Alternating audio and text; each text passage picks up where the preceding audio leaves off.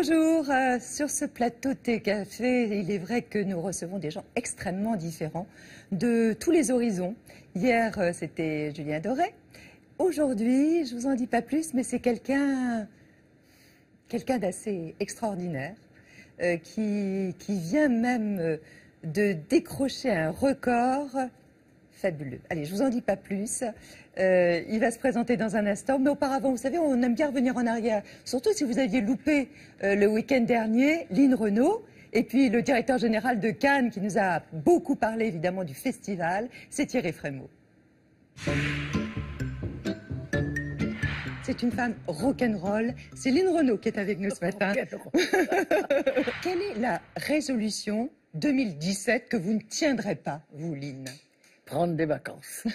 Au bout de 3 jours de vacances, je m'ennuie, je deviens dépressive et donc c'est pas fait pour moi. Line, qu'est-ce qui peut vous déstabiliser sur scène? Il y a tellement d'expérience maintenant que je pense que même sous un bombardement, je jouerais. Ouais. Oui, et je pense que c'est encore un conseil de Loulou. Quand tu as un problème sur scène, ne le cache pas au public. Fais du public ton complice. Et à ce moment-là, tout passe. Est-ce que vous vous entendez bien avec vous-même? De plus en plus. Parce que quand je me regarde dans le miroir, je vois ma mère. Je ressemble trait pour trait à maman. Et à maman âgée. Donc quand je me regarde dans le miroir, je parle à maman. Vous perdez parfois le goût de la vie? Non, ah non, ça jamais. Jamais. Non. Quand je suis venue vous voir, Malade. j'ai quitté l'hôpital, C'est vrai. m'ont donné l'autorisation, je vous ai quitté, je suis retournée à l'hôpital. Et donc, vous n'avez pas vu que j'étais malade. On n'a rien ressenti. D'accord, ok. Parce que vous êtes une dissimulatrice. À ce moment-là, j'avais perdu le goût de la vie. Et c'est-à-dire que j'étais prête. J'étais prête, voilà. Avez-vous déjà souhaité la mort de quelqu'un? J'ai souhaité la mort de quelqu'un pendant longtemps, c'était d'Hitler. Pendant toute l'occupation et qu'on avait les Allemands avec la croix gammée qui entraient dans l'estaminet où j'étais enfant, là, avec moi. Eh ben lui, tous les jours, je lui souhaitais sa mort. Qu'est-ce que vous feriez si vous étiez un homme le temps d'une journée? J'essaierais de rencontrer et de séduire Catherine Deneuve. Quand on parle de vous, on pense plutôt à Cannes et à sa palme d'or, inconnu du grand public, mais tout puissant dans le monde du 7e art. Thierry Frémaux, vous en êtes le directeur général depuis 2007. Comment fait-on pour sélectionner? Je suis comme tout le monde, c'est-à-dire comme vous. C'est-à-dire, c'est l'instinct, c'est le nez? Oui, il y a un peu de j'aime pas, forcément, mais pas trop. Ouais. La vraie question qu'on se pose, c'est faut-il ou ne faut-il pas? Vous en voyez 1869 pour en garder donc que 60. Oui, on choisit les films en se disant que ça sera utile pour eux, les films, ça sera utile pour nous, le festival. Vous êtes parfois déçu par le palmarès? Non, oui, non, je ne le dirai pas, parce que je ne commande jamais le palmarès, parce que son principe est subjectif. J'ai coutume de dire que la Palme d'Or, c'est comme Paris-Roubaix, la course cycliste, dont on dit que c'est une loterie, mais que c'est toujours un grand champion qui gagne. Eh bien, Cannes, même quand vous êtes déçu par la Palme d'Or parce que vous aviez un autre favori, celui qui gagne est en général pas mal. Qu'est-ce que c'est la chanson française pour vous? Moi, je considère que mon éducation intellectuelle, mon rapport au monde a été beaucoup façonné par les chanteurs, par Brassens, par exemple, par, en effet, Serge Lama, Pierre Perret, dont on a parlé, ou Léo Ferré, bien sûr. Je m'en vais voir les petites femmes de Pigalle, c'est mon péché, ma drogue, mon gardénal. Et je suis cocu, mais content. Le cinéma, est-ce que c'était un lieu de flirt? Non, parce que j'y allais soit seul, soit avec des copains. Vous savez, c'est la réplique formidable dans La fièvre du samedi soir, où un moment où Travolta dit à un copain en parlant d'une fille, il dit « Non mais elle croit que parce qu'on a couché ensemble, on va danser ensemble. » Et bien là, c'est un peu pareil. C'est-à-dire, c'est pas... Le cinéma, c'est un truc tellement sacré que... Non, c'était pas... On est là pour voir un film. Un film qui résume votre vie? Un film de Nicolas Ray qui s'appelle Les Indomptables, ou celui de John Ford s'appelle L'homme tranquille. Le cliché sur les acteurs ou les actrices qui est vrai? Qu'ils sont fragiles. La plus belle réplique du cinéma que vous avez en tête, là? La réplique de Arletty dans Les Enfants du Paradis. Paris est une toute petite ville pour un aussi grand amour.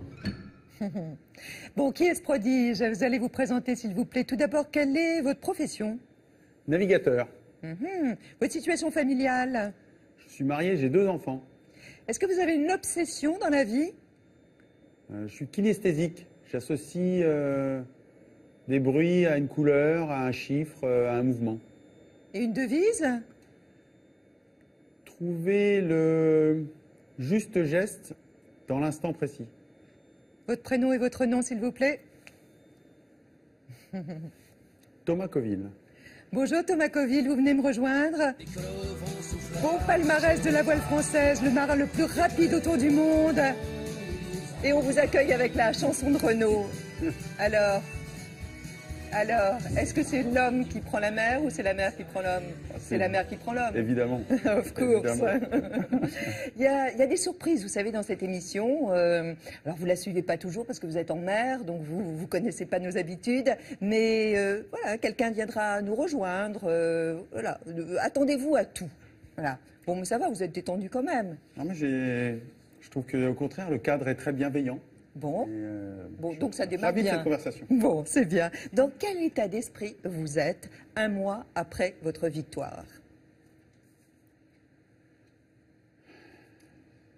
En fait, j'ai accepté que mon rêve ne m'appartienne plus et que je l'offrais aux autres et qu'il allait en créer d'autres. Parce qu'en fait, c'est très compliqué. Je sais ce que j'ai fait moi, physiquement, techniquement, mentalement, mais c'est très difficile à expliquer. Et le plus difficile presque, c'est que je suis plus seul avec ce monde-là maintenant que ce que j'ai été quand j'étais en mer. Mais vivre une notoriété soudaine, comme ça, très fugace, c'est plaisant? C'est très jouissif au moment où vous arrivez. J'ai ce flash à Brest ou à la Trinité, là, quand... Là, on voit les images. Là, vous êtes vraiment dans cet instant alors, ça, c'est pas la notoriété, c'est ce choc émotionnel du regard des autres sur ce que vous avez fait et ce que vous êtes à cet instant-là.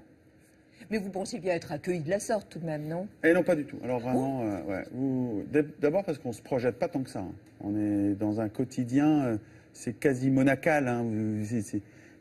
Mon trimaran, c'est un... Ah ben on rigole pas à bord. Non, voilà, c'est pas... Donc on n'est pas du tout dans cette atmosphère.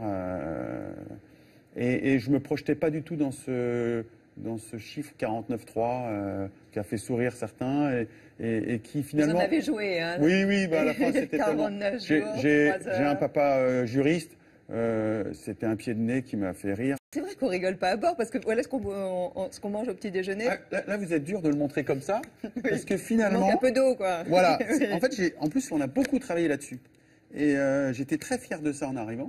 Ça, ce sont des nouilles, légumes, Ouais. croquants, poulet. Et moi, j'ai un risotto de poisson. Donc j'en avais 9 différents. Et je suis arrivé, j'avais perdu que 2 kilos. Ce qui n'est pas beaucoup. Ce qui n'est pas beaucoup. La dernière fois, j'en avais perdu presque 12. Et pour le coup, j'avais retrouvé le goût de manger en mer. Et c'était un vrai plus. Un vrai Ouais, plus. mais Thomas, quand vous êtes arrivé, la première chose que vous avez Ah, fait, c'est... Ouais, j'ai mangé un fruit de la passion. Vous aviez besoin, en fait, de quelque chose de frais, quoi. J'avais besoin de quelque chose de frais et je trouve que ce fruit a un goût particulier, extrêmement acidulé qui se révèle dans la bouche et qui est très puissant, qui est même... c'est quasi un shoot. Hein. Ouais. Vous dites Gustatif. que, en fait, vous avez un peu renoué comme ça avec votre enfance, votre rêve d'enfance. Mais vous n'avez pas vécu une enfance si sensationnelle? Oh, mais Si. pas du tout. Pas du tout. Moi, je suis un petit garçon très timoré, plutôt contemplatif. Je grandis très tard, donc... Complexé, même? Oui, voire... le mot complexé, c'est plus... oui, j'ai un vrai complexe d'infériorité par rapport à mon corps. Ça, c'est sûr.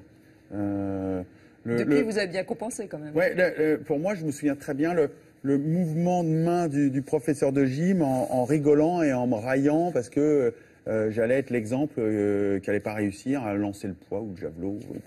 Est-ce que c'est M. Cyrulnik qui a raison? Est-ce que c'est une résilience? Est-ce que j'en ai tiré une force? Je ne sais pas, mais c'est vrai que... Et pour le coup, je suis un petit garçon, alors pour le coup, très sage, très gentil. J'ai fait quasiment tout ce qu'on voulait faire de moi.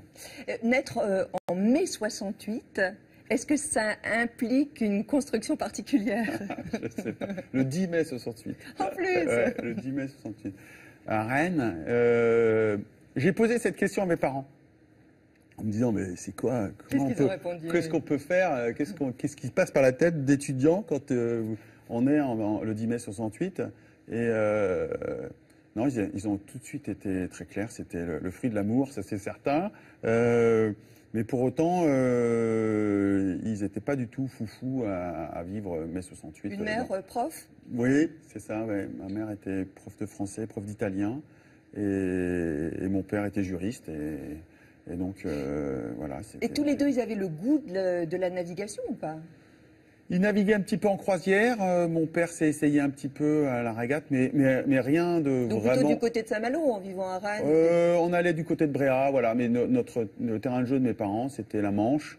Et j'ai découvert mais la voile plutôt très tard. Mais justement parce que ça a tout de suite signifié pour moi quelque chose de... où je me retrouvais avec un élément et pas face à un élément, mais où il n'y avait pas besoin de force physique, il fallait plutôt observer. On se moquait pas de moi, j'étais seul sur mon petit bateau.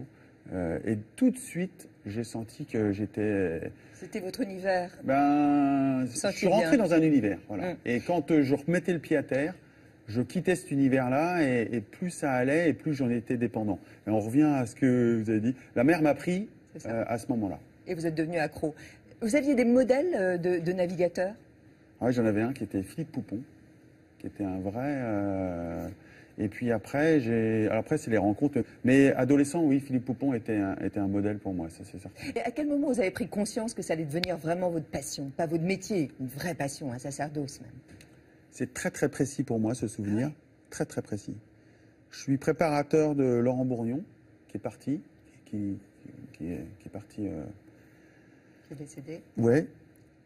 Mais à sa victoire en 94, je suis préparateur de Laurent et quand il gagne, il y a un regard et dans ce regard, il y a une joie, il y a une lumière et il me transperce avec ça. Il me donne tellement que je me dis c'est ça que je veux connaître, c'est ça que je veux vivre et je veux être avec des gens qui ont ces émotions-là. Alors que ça soit en servant un groupe ou un leader comme je faisais là et que j'ai refait après et que je fais très souvent et j'aime servir un groupe ou un leader. Oui, parce que vous êtes équipier parfois. Oui, et j'adore ça. Vraiment, j'ai un vrai plaisir, j'ai une vraie même foi en ça. J'aime servir ça, un groupe, un leader aussi. Et puis après, de m'essayer à être leader moi-même. Mais c'était plus dans la notion de solitaire. Dans la notion de solitaire, c'est de se provoquer à savoir si on est capable un jour de remplacer tous les gens à bord pour goûter à ce qu'on fait tous à bord. Et puis après, on se fait prendre je pense, comme au théâtre, de se retrouver seul avec cette magie d'être seul sur un bateau. Seul ou en équipage, l'homme des records qui défie les mers, avec Alexandre Lagarde. Il était la petite dame, il y avait le tour du monde qui a fait le tour du monde. Et oui, c'est l'histoire d'un petit homme devenu grand, très grand même. En 49 jours, 3 heures, 7 minutes, Thomas Coville a battu le record du tour du monde à la voile et en solitaire. C'est incroyable. Des années de travail pour arriver à ça. Comment tu le trouves? Bon, et voilà comment on entre dans l'histoire et dans le livre des records et comment on mystifie Jules Verne qui rêvait d'un tour du monde en 80 jours. Bon, la réalité avait déjà dépassé la fiction en 2005 avec Hélène MacArthur et son tour du monde en 71 jours et en 2008 avec Francis Joyon en 57 jours. Mais entre vous et moi, n'allez pas tenter d'imiter Thomas car le livre des records, ça se mérite. D'abord, il faut un entraînement physique de tous les instants, qu'on ne vous en dit pas. Ensuite, il faut une lucidité à toute épreuve car un tour du monde c'est environ 50 000 km seul face aux éléments. Je vois même pas où est sont tellement il y a de brouillard. Surtout, il faut savoir encaisser les échecs car il vous aura fallu 5 tentatives pour en arriver là et les sanglots de 2011 résonnent encore. J'ai explosé tout seul dans mon bateau Et enfin, parce que les records, on est fait pour ça ou pas, et vous, c'est le cas. Record du nombre de milles parcourus en une journée. On a réussi à faire 714 000. Record du nombre de caps Horn passés, 10 au total. C'est un très très bon moment. Et différentes victoires, Route du Rhum en 98 et Trophée Jacques Vabre en 99. Ça s'est joué dans la dernière nuit et ça fait des arrivées suspense comme on aime. Alors, il en aura fallu des chapitres, des paragraphes, des parenthèses pour en arriver là, mais on peut désormais laisser le livre des records se refermer sur cette dédicace spéciale de votre femme.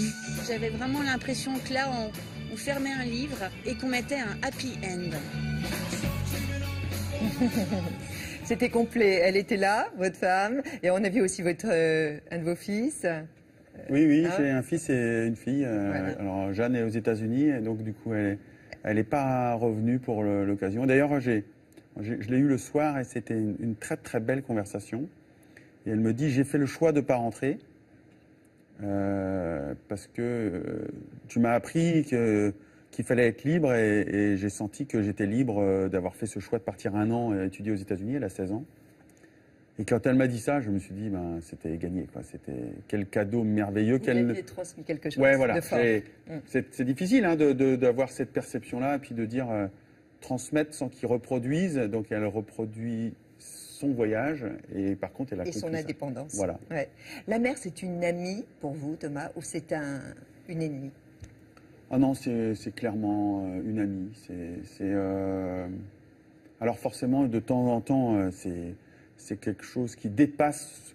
En fait, ça se conçoit pas franchement comme un ami ou une. Mais elle peut être hostile, Elle est hostile. Elle est hostile. dangereuse. Mais elle vous met dans le contexte de nécessité qui fait que je n'ai jamais retrouvé à terre cette puissance de quelqu'un, même de très bienveillant, qui puisse me pousser dans ses retranchements et d'aller chercher au fond de moi, dans mes tripes, ce que j'ai au plus profond. Donc de ça, je lui suis éternellement reconnaissant. Par contre, je la crains. Oui, heureusement. Mais est-ce que vous vous sentez encore plus légitime aujourd'hui? Je pense que je me suis rassuré sur le fait qu'effectivement j'en étais capable. C'est difficile de face à l'élément ou face à ces... En fait, je suis encore très ému de votre film. Mais ça renvoie à tant de choses. Ouais, ça renvoie à beaucoup de choses. Et en fait, je n'ai pas vu tant que ça d'images, moi, de l'arrivée. Et donc, c'est très, très chouette, hein, c'est un beau cadeau. Merci. Vous pensez qu'on peut aujourd'hui battre votre corps? Oh, bien sûr, bien sûr. Alors même, j'en suis à peine arrivé. J'étais déjà dans le décryptage. Parce que, comme je vous le disais, je sais ce que j'ai fait, je sais ce que j'ai vécu, moi, techniquement, sportivement. Et je savais déjà où j'avais pas été parfait, où j'aurais pu faire mieux. Mais vous auriez pu gratter combien d'heures ou de jours? Je pense qu'on aurait pu faire peut-être 2 jours de moins, peut-être. Mais vous allez réessayer? Vous allez retenter? Je le retenterai pas tant que c'est nous, en fait, qui l'avons. Quand je dis ça, j'ai du mal à dire je. Je suis obligé de dire nous avec toute une équipe et effectivement, mais non, je vais laisser pour l'instant les gens aller le chercher. Par contre, s'il est battu, voilà. s'il est battu, je vais me laisser au moins ce luxe-là ou effectivement cette position d'attente. Et s'il est battu, j'y retournerai. La compétition, c'est aussi ça quand même, non? Votre envie, la gourmandise de la mer, c'est la combattre, mais c'est combattre les autres aussi, non? C'est la concurrence. La concurrence, mais ce sport est assez magique dans le sens où votre pire ennemi vous sauvera peut-être un jour la vie. Et ça, dans une compétition, il n'y a pas tant que ça de relation à l'adversaire de ce niveau-là. C'est-à-dire on se déroute, quoi qu'il en soit. Quoi qu'il arrive, quoi qu'il arrive. Et là, on était donc une année où il y avait beaucoup de monde sur l'eau, avec le Vendée Globe ou avec d'autres. Et c'est vrai que c'est quelque chose qui est en nous et qui, là, il n'y a pas de discussion possible, c'est même quelque chose, c'est un élan qu'on aurait comme en montagne. Vous ne laisserez pas quelqu'un, effectivement, dans une situation difficile en montagne, et c'est exactement la même notion. Et à la fois, l'adversaire, pour moi, j'aurais pas pu faire un sport de combat, dans le sens où l'adversaire est toujours quelqu'un qui, pour moi, m'émule ou me pousse à faire mieux, mais c'est pas quelqu'un que j'ai envie de faire souffrir ou quelquefois même de battre. J'aurais pu effectivement avoir ce problème-là, d'avoir de la sympathie ou d'avoir de l'empathie pour un adversaire. Or, ça peut être antinomique avec le terme de victoire, ça c'est sûr. Durant d'ailleurs toutes ces années de courses, de préparation, vous avez connu des abandons, des avaries. À quoi on pense dans ces moments difficiles? Ça, c'est le moins qu'on Comment on puisse trouve dire.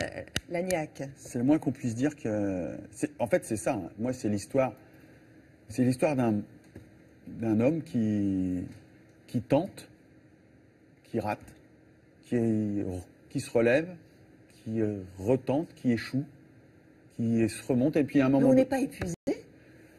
On est plus que ça. On rentre dans une espèce de spirale du doute qui peut aller jusqu'à la nausée, qui peut être jusqu'à être destructeur. Et la seule issue pour sortir de ça, c'est de se rendre compte, que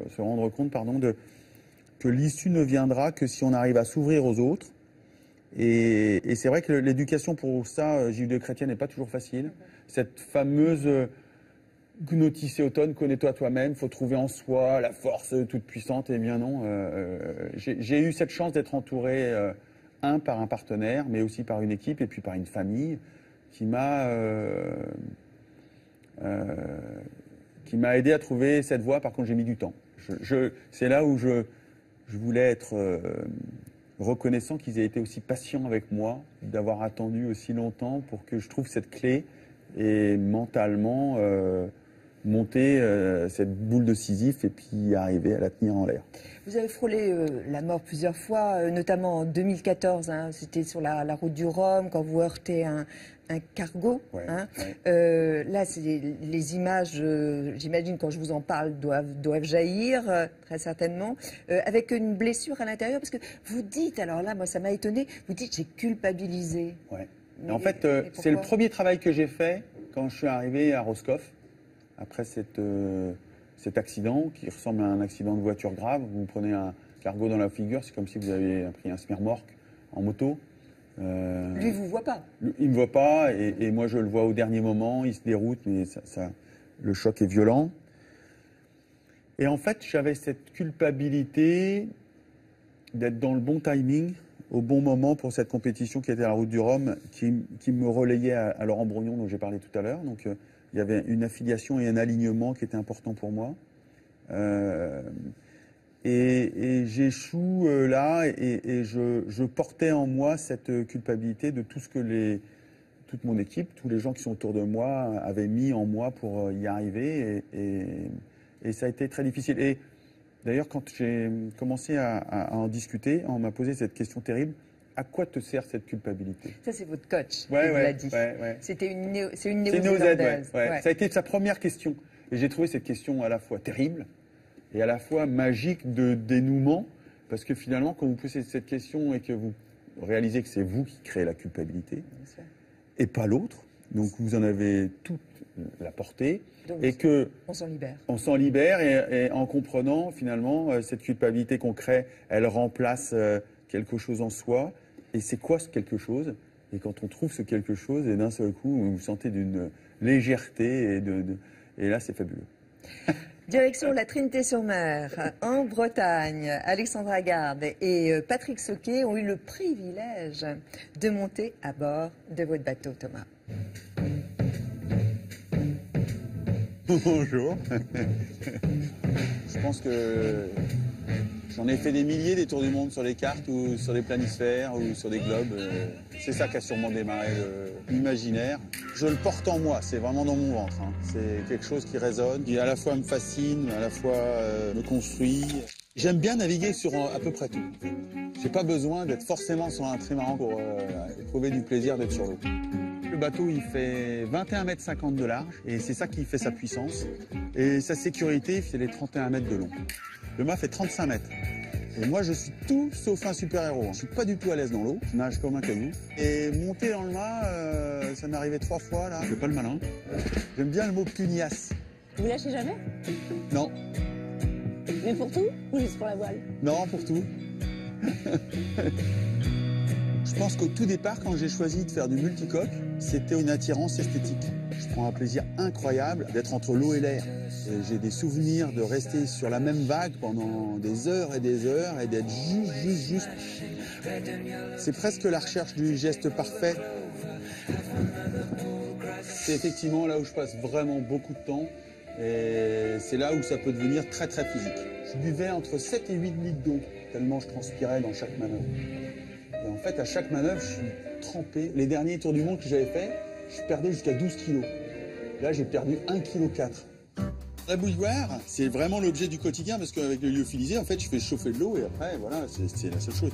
Et alors, de temps en temps, elle me sert aussi de miroir. Il faut que je la brosse un peu pour regarder un peu la tête que j'ai. Se laver, ça fait partie de quelque chose de plus important que seulement se laver.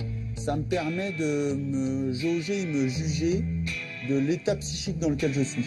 C'est aussi important que d'avoir confiance en soi et du coup, ça fait partie de la performance. Vous allez être déçus. Hein. Là en dessous, c'est les entrailles. C'est tout ce qui est mécanique. La problématique du sommeil, c'est pas tellement dormir ou pas dormir, c'est de s'endormir. Je suis m'allonger là, et là, je sens mes viscères à l'intérieur qui bougent. Parce que le bateau, il est... Voilà, c'est ça tout le temps, quoi. Et je m'accorde maximum 25 minutes. Alors, au bout de 25 minutes, je me lève et je vais éteindre le réveil qui est là. Il faut enlever l'angoisse du chavirage, qui est quand même une problématique angoissante sur un multicoque, parce que si vous chavirez, vous êtes mort. Et c'est ça le secret, de vous emmener voilà, des choses qui vont vous aider à l'imagerie. Ça, c'est du sable des Açores, mon premier compas. Ça, c'est les chroniques de Michel Serres. Me demandez pas ce que je vous raconterai pas l'histoire. Titi, il est là depuis mon premier bateau. Et puis après, il y a les photos. Ça, c'est les photos plus intimes de famille. Dans les 3 derniers jours, j'étais super tendu. J'avais cette angoisse et elle devenait oppressante. Elle devenait vraiment... Et donc, j'ai ouvert ce livre pour essayer de me sortir et il a très bien marché. Karen Blixen, qui est quasi mon idéal féminin. Allez-y, tentez, osez. Et plus ce sera difficile, et plus ce sera incroyable, et meilleur ce sera. Quel lien vous entretenez, Thomas, avec votre bateau lorsque vous êtes en course? Vous l'engueulez, vous lui parlez gentiment Alors, pendant des années... Vous l'humanisez? Pendant des années, je vraiment... parce que, en fait, c'est pratiquement le prolongement de soi. Hein. Quand ça cogne, vous avez presque de mal, et j'en avais fait presque une personnalité, presque une personne qui... Et j'ai presque... Ouais, j'ai travaillé à m'en détacher. Et c'était pas quelque chose de facile au départ. Parce qu'effectivement, pour lui demander ou pour chercher le maximum, j'avais peur de l'abîmer. C'est revenir à la culpabilité par rapport aux autres, de casser, de réparer. Et il a fallu aussi que je me détache de ça. Par rapport aussi à votre sponsor? Oui, bien sûr. sûr. D'argent, évidemment. Bien sûr, voilà. Parce que ça coûte cher, et donc du coup on se dit c'est rare. Et pour autant, au départ, c'est magique un bateau comme mon trimaran là, parce que c'est quelque chose qui est né de ma tête, d'une sensation. Il faut que j'en parle en vocabulaire. Et de ça, on va en faire des formes, un volume, on va relier ces formes, et je vais, à la fin, quand on va commencer à naviguer, retrouver cette sensation. Donc c'est quasiment artistique. C'est quasiment une musique. C'est quasiment une couleur. C'est quasiment... et l'esthétique d'un trimaran, je trouve ça fantastique. Question triviale, est-ce que vous avez perçu une prime comme les gagnants du Vendée Globe? Non. Ah bon? Non, il n'y a même pas de trophée. J'ai eu plus que je n'attendais. Et c'est souvent ce que, d'ailleurs, quand je pars ou quand je me lance dans un défi, je me dis, qu'est-ce que je vais... On essaie de se projeter, qu'est-ce qu'on va y trouver, même dans la sensation qu'on a par rapport à c'est quoi une victoire. Et j'ai pas trouvé exactement tout ce que je voulais, mais bien plus. Vous êtes un chef d'entreprise aussi? Oui, je suis pas salarié d'ailleurs. Je suis entrepreneur avec toute une équipe autour de moi. Avec, des salariés? Des salariés, ouais. Ils sont combien? Techniciens, ingénieurs, ils sont 10. C'est vrai que vous tentez de, vous qui aimez concurrencer, vous qui êtes dans la compète, carrément Google. Ah ouais, j'aimerais bien un jour que... C'est pharaonique comme pas du projet. Tout, pas du tout. C'est juste une idée différente. Et je pense que Google est en danger. J'espère bien qu'il est en danger. Et si c'est pas moi qui trouve, c'est quelqu'un qui trouvera. 49 jours sur un bateau face à soi-même. Vous avez un suivi médical tout du long? Je suis en relation avec des médecins, qui sont plus là en cas de pépin. Et j'en ai eu, mais pas au genou, hein? Oui. J'ai eu une infection dans le liquide lymphatique du genou droit qui propageait dans tout le mollet, qui a commencé à rentrer dans la cuisse. Donc on souffre. Oui, là j'ai eu peur. J'ai eu peur parce que là vous maîtrisez plus rien. Vous êtes vraiment dans c'est marrant parce que de temps en temps j'arrive à revenir à terre ou à repartir. Le cerveau pour ça il est fantastique. J'avais l'impression de vivre ce que vivent finalement tous les gens qui attendent les résultats d'un protocole médical et qui attendent. Et là on m'avait demandé de prendre des antibiotiques parce que là j'ai tout ce qu'il faut à bord. Et puis ça marchait pas. Et j'attendais. Et au bout de 6 jours, ça marchait toujours pas. On en a pris un second et ça a commencé à marcher au bout de 9 jours. Mais 9 jours sur un trimaran autour du monde comme ça, c'est une éternité. Vous avez vraiment... Et là, tout est en jeu. On a commencé à parler de soit que je m'assise moi-même, soit que je me déroute sur l'Australie. Et là, ça prend tout de suite un caractère un peu dramatique. Mais vous faites confiance. Mais Thomas, quel est le rôle des routeurs qui, en fait, eux, sont où? Ils sont sur Terre, évidemment. Ils sont où? À Brest, à Paris? Alors, ils étaient à Lorient. À Lorient. Ils habitent à Lorient. Ils me suivent 24 sur 24.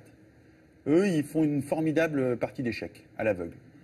Ils ont toutes les chiffres du bateau, toutes les 10 secondes. Et en fonction de ça, ils se font le film. Donc, ils ont une imagination folle. Alors, d'abord, parce que c'est des navigants, ils savent naviguer. Et ils ont cette bienveillance incroyable de me proposer finalement un objectif journalier qu'il faut que j'atteigne. Et en fonction de ça, ils s'adaptent à moi. Et puis, il y a une discussion qui se met en place et que je trouve magique. Qui est-ce qui a le dernier mot? C'est vous? C'est toujours moi. C'est toujours moi. Et d'ailleurs, ils ont toujours ce respect de ça. Jean-Luc Nélias, pas cette fois-ci, mais la fois d'avant, qui avait été, où je m'étais arrêté, j'avais abandonné. Il m'avait dit une très belle phrase par rapport à ça. Il m'avait dit « Protège-toi contre ton courage ». Par rapport à une décision que j'avais à prendre qui était... justement, on était entouré d'icebergs et il fallait prendre la décision d'abandonner. Mais j'avais trouvé la phrase magique et qui ressemble bien et qui résume bien la relation avec le routeur. Mais parce que vous pourriez être un peu tête brûlée? Parce que je pourrais, pris dans l'euphorie de la compétition et poussé par l'envie de gagner ou l'envie d'aller loin, d'aller plus vite. Oui, bien sûr, on est... Et cette conversation est rassurante aussi à ce niveau-là. Et elle est bienveillante, encore une fois. J'aime bien ce mot-là avec eux. Vous êtes un homme fort, évidemment, sur mer. Vous êtes pugnace. Vous êtes volontaire, ça c'est sûr. Vous aimez volontaire, ouais. Le mot pugnace, vous l'aimez bien. Ouais. Mais est-ce que vous êtes aussi solide sur Terre? Non, je crois qu'au contraire, et d'ailleurs, je m'en suis pas caché. Je crois que je suis quelqu'un d'assez fragile et sensible. Vous n'êtes pas un surhomme? Pas du tout. Et je cherche justement à convaincre que mon histoire, c'est pas celle du tout d'un surhomme. C'est celle de quelqu'un qui s'est entouré, qui a fait quelque chose. C'est un garçon ordinaire qui tente quelque chose d'exceptionnel, mais qui reste ordinaire parce qu'effectivement, il est resté sensible et je revendique ça, à la limite. D'où le propos de votre femme qui dit « J'espère que là, il va arrêter de penser qu'il est une merde. » Ah oui. Ça, c'est quand je vous raconte tout à l'heure, c'est effectivement cette spirale quand vous échouez, quand vous ratez, vous arrivez dans cette nausée, alors pour le coup, qui pourrait être sartrienne, qui a été un auteur qui m'a beaucoup inspiré naguère, mais que j'ai mis un peu de côté pour justement sortir de ça, sortir de cette nausée de moi ou des autres et au contraire de m'ouvrir. Je suis devenu plus camusien aujourd'hui. Le doute, évidemment, vous en êtes pétri. Il y a quelqu'un qui vous connaît bien, qui vous a suivi, qui est un philosophe. C'est Michel Serres. Je sais que vous avez de l'admiration pour cet homme, mais je crois que c'est aussi vrai dans l'autre sens. Et puis, vous avez aussi un navigateur qui est proche de vous, qui est Quentin Delapierre. Et tous les deux, ils ont accepté de croiser leurs regards sur vous, Thomas.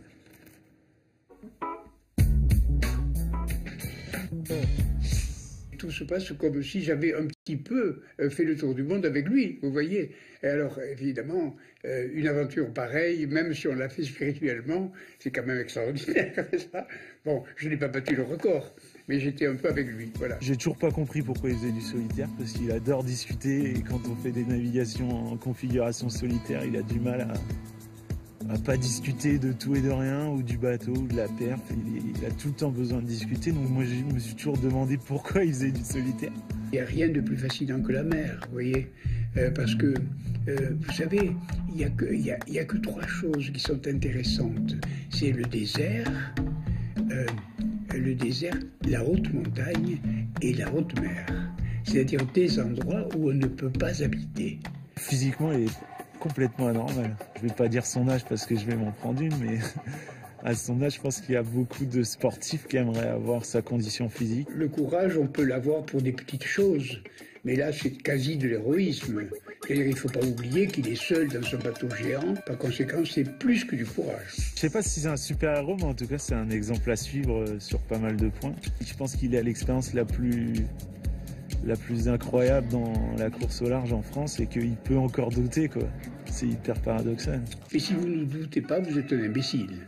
Ça, les gens qui ont toujours raison sont les rois des imbéciles. Il y a deux sortes d'imbéciles, c'est ceux qui ont toujours tort et ceux qui ont toujours raison. Par conséquent, oui, il a douté. Ça.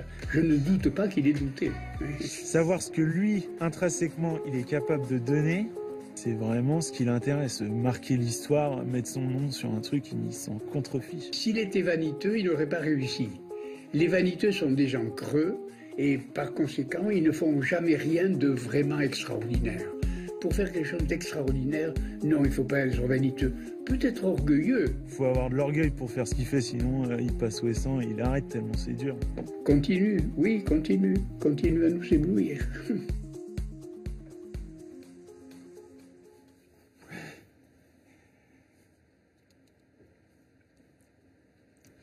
Émotion, hein. Ah bah oui, là, vous avez... On a trouvé les bonnes personnes. Hein? Ben, là, ça va pas être facile d'enchaîner pour moi. Là. Michel Serres, c'est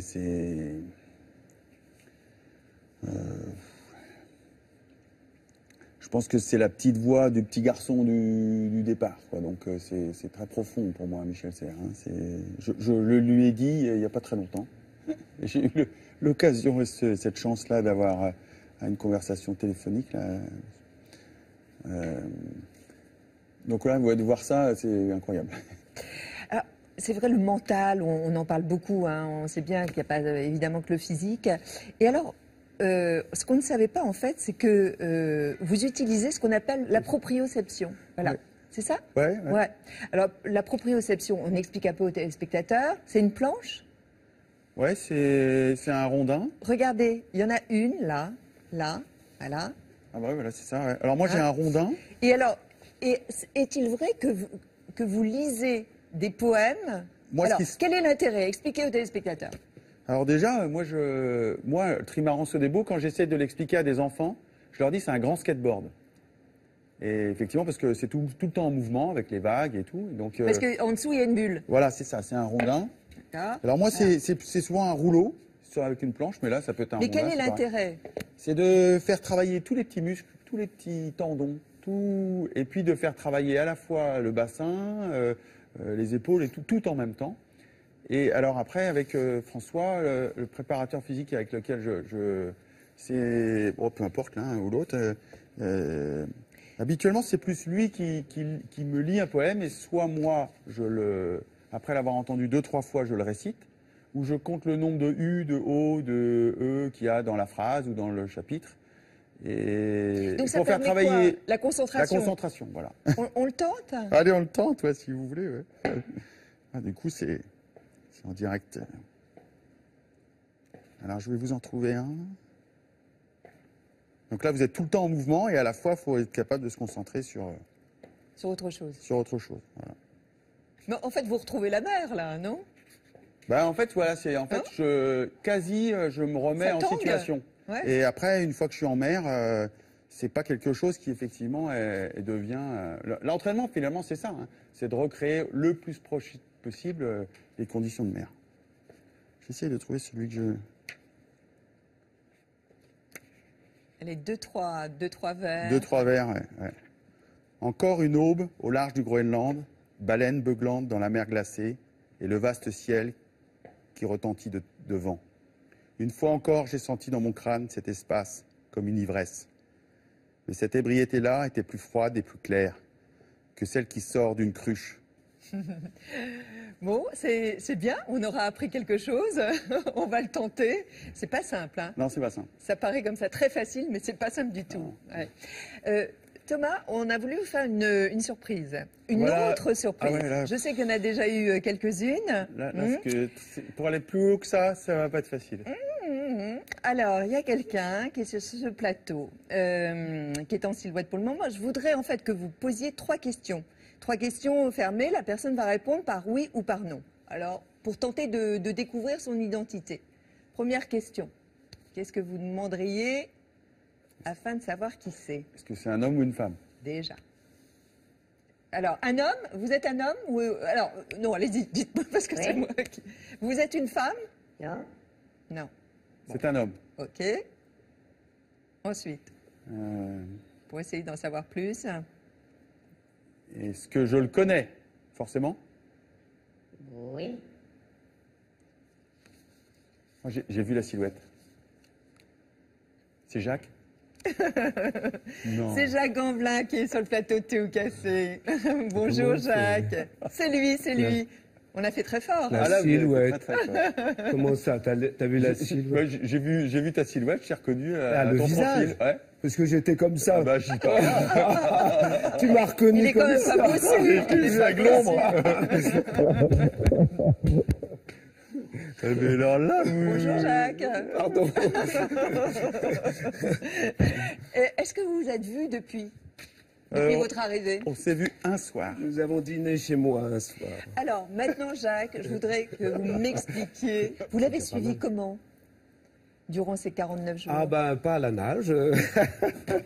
Sur Internet. Et puis... Vous lui envoyez des messages? Je lui ai envoyé des messages, des mails, voilà, des mails. Enfin, en 2014 aussi beaucoup de mails, puisque je lui écrivais tous les jours. Et pendant 30... raconter, hein. Bah vas-y, raconte si tu veux. En fait, Jacques, il fait plus que me suivre, c'est qu'il rentre dans ma tête. Et en 2014, il a fait un truc absolument fou, c'est qu'il m'a envoyé un mail tous les jours. Et au point où j'en étais extrêmement troublé. Et pourquoi? Parce qu'il ressentait, il vivait exactement ce que je vivais à cet instant-là dans ma tête. Avec la difficulté du parcours, avec ça se passait pas très bien, et il était complètement au point que moi je t'ai répondu donc 2 fois. Je dis toujours je dis toujours 3 parce qu'il y en a une, elle est courte et que tu la comptes pas. Mais je lui ai répondu que 2 fois, mais à un moment donné, j'étais effectivement, je me retournais pour me dire mais c'est pas possible. Vous d'ailleurs vous dites c'est ma veille émotionnelle. Ouais. En fait, quand on a nos conversations, c'est ça. J'ai cette... Et Jacques, on a eu une correspondance donc, pendant 30 jours. Mmh. Et Jacques en a fait un texte de théâtre. Et ça a été pour moi une émotion à la lecture qui ne m'était jamais arrivée. Parce que ce que je vous racontais tout à l'heure de quand je rentre, d'avoir cette solitude, je pense que c'est la première fois de ma vie que je pouvais effectivement sortir de cette solitude, que quelqu'un comprenait ce que j'avais dans ma tête. Ce qui est d'une rareté et quelque chose qui est précieux à un point où vous ne pouvez pas imaginer. Comment vous y parvenez? Je crois que si on pouvait répondre à toutes ces questions, on n'écrirait pas. Si Thomas pouvait répondre à toutes vos questions réellement, avec une grande précision sur qu'est-ce que c'est les sensations, qu'est-ce que c'est les émotions, il ne ferait pas ce qu'il fait. Je crois qu'on écrit parce qu'on cherche, on tente sans arrêt de comprendre quelque chose qui est incompréhensible, qui est et peut-être une réponse que je pourrais donner, encore une fois, et toute proportion gardée, enfin pas encore une fois, je le dis pour la première fois là, mais enfin toute proportion gardée des risques pris, puisque mon boulot ne comporte pas de risque de survie. Mais si on enlève cette proportion, c'est vrai que on s'est donné tous les deux les choses les plus difficiles à faire dans notre métier. Lui, ce record. Moi, d'être parfois seul sur un plateau avec mes propres mots. Et il n'y a pas de façon plus forte de se sentir nu et sans protection que ces façons-là. Donc on interroge ça et je crois que c'est une chose qui nous rapproche et qui fait que quand je descends du plateau après une belle ou une mauvaise représentation, je pense qu'il y a des correspondances, même si elles sont petites, mais elles ne sont pas si petites peut-être de ce qu'il peut vivre. C'est-à-dire que je sais très bien là, quand il parle que cette sensation-là de cette victoire correspond à l'épaisseur d'un chagrin, comme il l'a dit tout à l'heure. Je comprends exactement ce qu'il veut dire, oui, voilà. Et Jacques, vous êtes attiré vous-même par la mer? Oui, je navigue aussi, mais enfin d'une façon tout à fait plus tranquille, bien sûr. Je navigue très très bien. Non, mais c'est vrai, il y a peu de gens qui montent sur un bateau comme le mien, qui tout de suite se sentent à l'aise, il peut barrer, il a tout de suite, et c'est très rare, hein, il y a des gens, même des navigants de métier qui peuvent pas avoir... Est-ce que la musique aussi vous relie tous les deux? Oui, mais pas forcément la même. Là, le jazz, oui, mais Thomas, et toi, tu écoutes pas mal de classique. Moi, quasiment pas. Mais la musique, en général, oui, nous relie. Est-ce que vous avez vu son spectacle? Non, je ne peux pas mentir. Il est actuellement au Théâtre de l'Atelier. Tout à fait. Avec il m'en veut, d'ailleurs. Des musiciens hors pair. Hors pair. Hors pair. On va passer la bande-annonce, vous voulez bien? Et puis on en dit 3 mots. Ce n'est pas le bon doigté, Jacques. Bon sang de bois, tu n'y arriveras jamais avec ce doigté. Chaque note a son doigté. J'en ai plein le cul du doigté. Non, moi j'ai dit, je veux faire de la guitare. L'instrument roi pour séduire les gonzesses. Laurent Louis.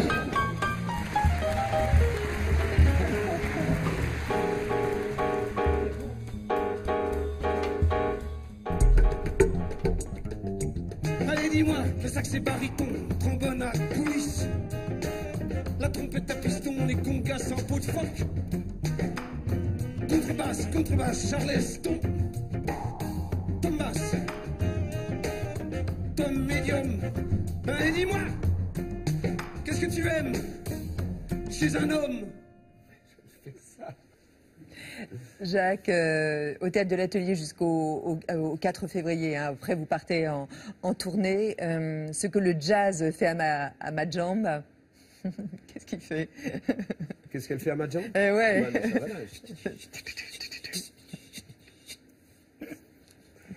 Vous prenez votre pied, vous, hein?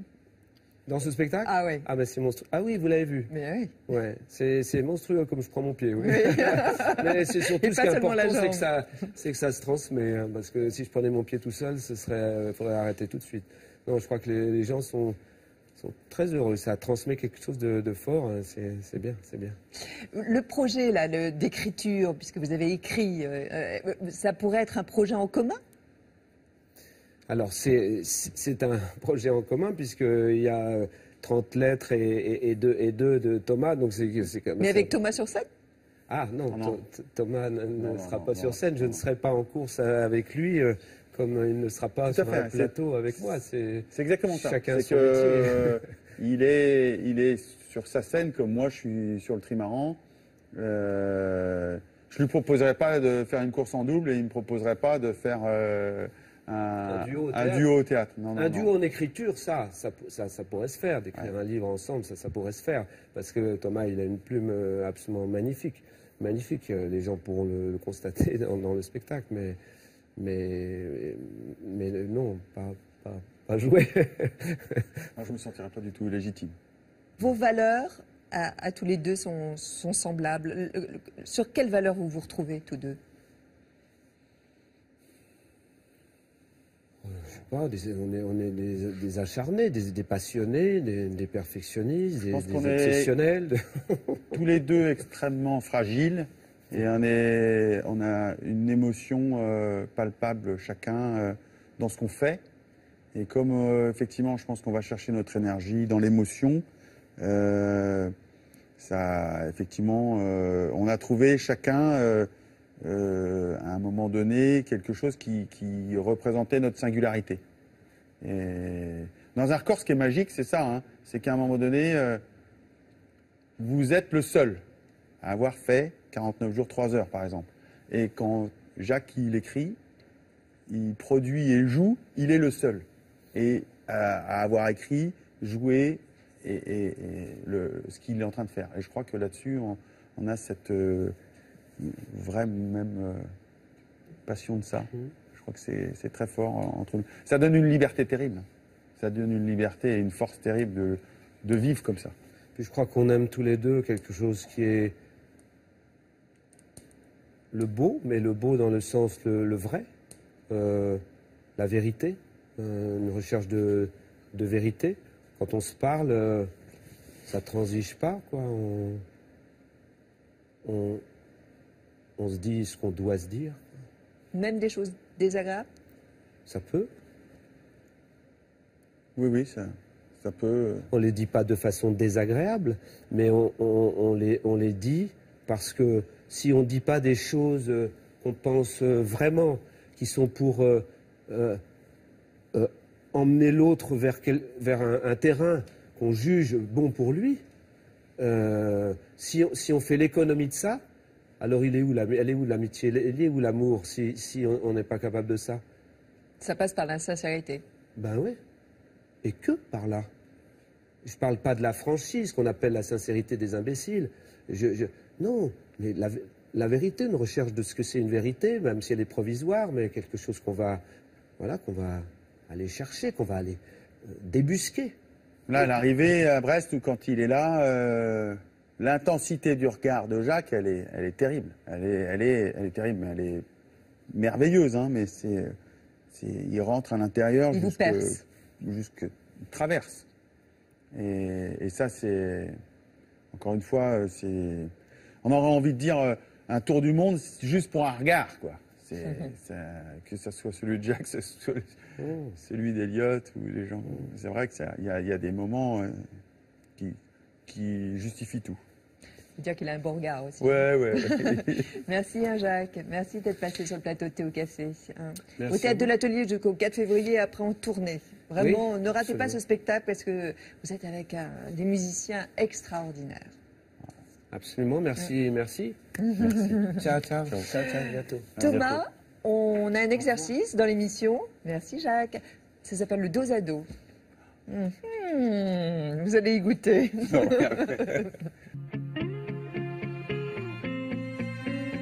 Dos à dos avec vous, Thomas Coville, et des réponses du tac au tac, s'il vous plaît. Quel est votre geste le moins écolo? La chasse d'eau. Qu'est-ce qui vous fait chavirer chez une femme? Sa fragilité. Vous coulez, quel est l'objet que vous sauvez à tout prix? Mon livre de poésie. Pour démarrer un journal intime, quelle serait la première phrase? Il est tombé, il s'est relevé, il a tout de suite envie de recommencer. Si un jour vous vous retrouvez vraiment au creux de la vague, est-ce que vous pourriez revendre vos trophées aux enchères? Sans hésitation. Si votre bateau pouvait parler, quel secret il nous révélerait? Que j'ai pleuré. Est-ce que Thomas, vous avez une cabane au Canada? Oui, j'ai une cabane au Canada. Connaissez-vous une chanson de marin? Oui, je me souviens d'une chanson de marin qu'on chantait avec mon père et ma mère dans la voiture. Quelle est-elle? C'est un fameux trois-mâts fait comme un oiseau hissé haut. Et on chantait faux tous, mais qu'est-ce qu'on était heureux quand on chantait ça. À qui vous refuseriez de serrer la main? Monsieur Poutine. Le deuil dont vous ne vous remettrez jamais. C'est très intime, ça.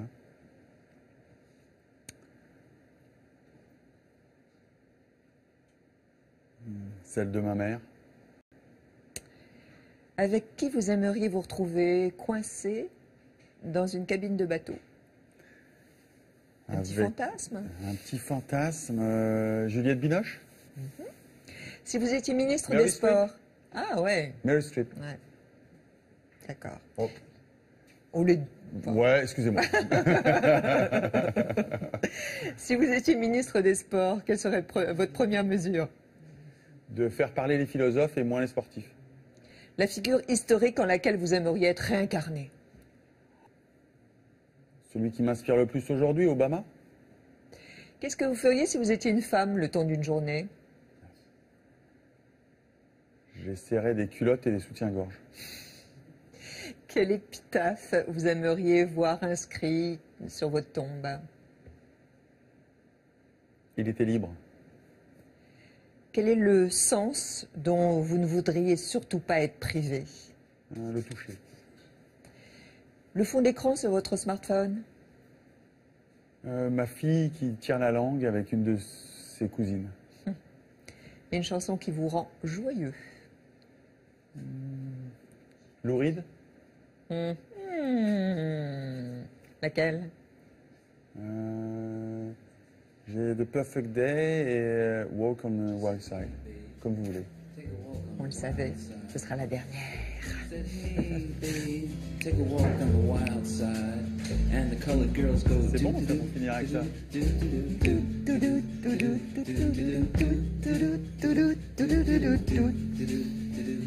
Et vous dansez sur votre bateau ou pas? Ah, ça m'arrive, ouais. Vous voulez danser? Ouais, bah non, on danse. Hein.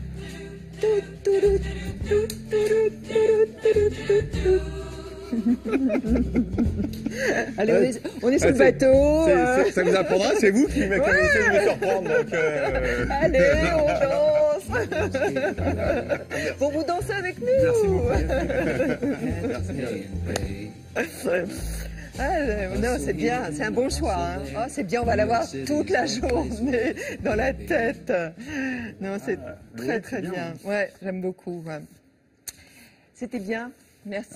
Lyon, vous avez fait fort. Hein. Vous avez bien découvert. Ah, vous m'avez bien. Oui. Je voudrais remercier l'artiste qui est exposée sur le plateau Thé au Café. Vous avez bien aimé. Hein? Magnifique. Magnifique. Elle a pour nom Christine Lacour. Elle expose à la galerie Samagra, rue Jacob à Paris dans le 6e.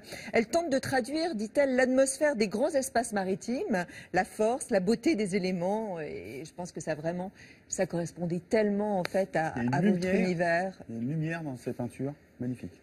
Ça vous plaît? Ça me plaît beaucoup, beaucoup. Bon. Est-ce que vous pourriez, face caméra, dire aux téléspectateurs comment, en fait, ils doivent transformer leurs rêves en réalité? Dites-leur.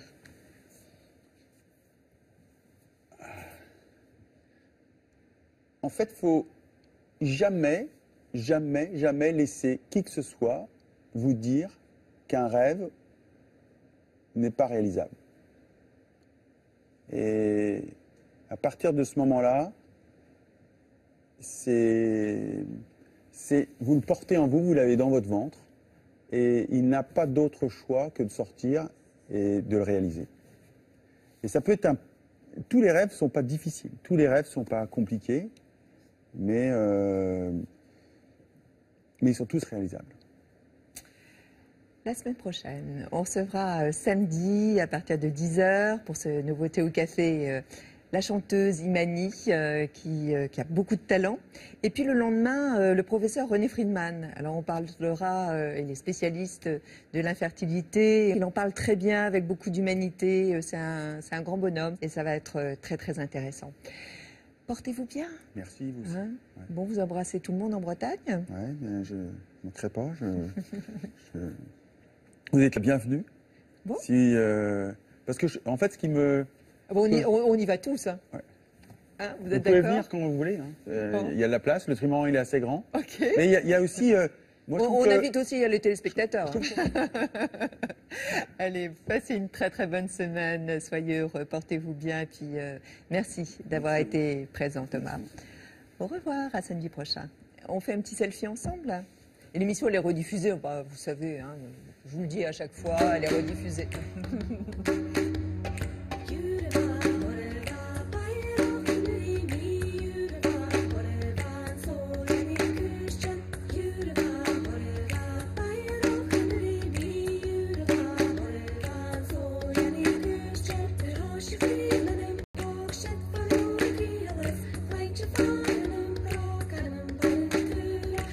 She